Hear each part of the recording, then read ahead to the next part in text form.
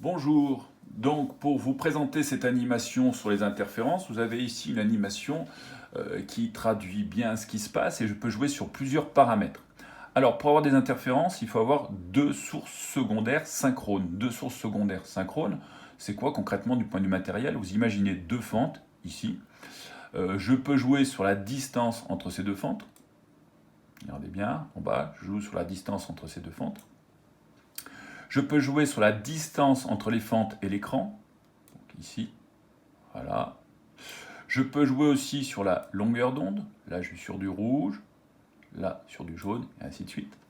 Et je regarde aussi ce qui se passe concernant mes ondes quand elles arrivent sur l'écran. Alors, première chose, déjà, pour avoir des interférences. Pour avoir des interférences, il faut des sources synchrones. Ça veut dire quoi des sources synchrones? Des sources secondaires où les ondes ont la même longueur d'onde, vous le voyez, et en plus, elles doivent partir en phase. En phase, ça veut dire quoi? Ça veut dire quand l'une part ici, si son amplitude est au max, l'autre aussi doit avoir son amplitude au max. De même, si l'amplitude est à son min, l'autre aussi doit avoir son amplitude à son min. Donc c'est ça des sources synchrones, même longueur d'onde et en phase. Ici, ce que je vois là, c'est la manifestation de l'addition des ondes quand elles arrivent sur mon écran. Regardez bien, là j'ai mes deux ondes qui sont en phase, donc j'ai une partie lumineuse. Si par contre je me déplace ici, je me déplace au milieu, donc dans une zone sombre, qu'est-ce que je vois? Et vous voyez la manifestation là, quand l'une est à son max en amplitude, l'autre est à son min. Ce qui se traduit par quoi en termes d'addition? Eh bien quelque chose qui vaut 0, c'est-à-dire une zone sombre.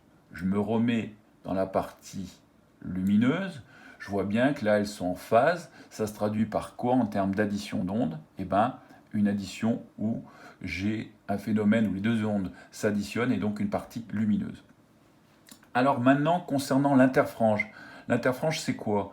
C'est la distance entre le milieu de cette tâche-là et l'autre milieu de cette tâche-là. Ou je peux prendre le milieu de l'ombre à l'autre milieu de l'ombre.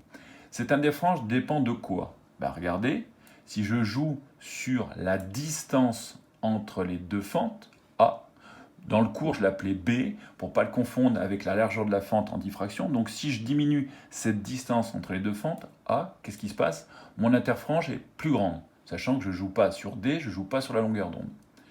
Maintenant, si je joue sur la longueur d'onde, je me retrouve, j'augmente ma longueur d'onde. Qu'est-ce qui se passe quand j'augmente ma longueur d'onde? Je vois que mon interfrange augmente. Qu'est-ce qui se passe ensuite quand j'augmente la distance fente-écran? Quand j'augmente la distance fente-écran, mon interfrange augmente. Donc, la formule de l'interfrange, c'est lambda fois D sur ici A. Moi, je l'appelle dans mon cours B.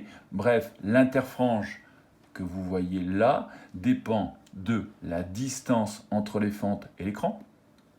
Donc, D, elle dépend de la longueur d'onde et elle dépend de A. A, attention, c'est l'ouverture, la largeur de la fente. La formule étant lambda fois D sur A. Dans mon cours, ça sera lambda fois D sur B. Voilà, bonne journée.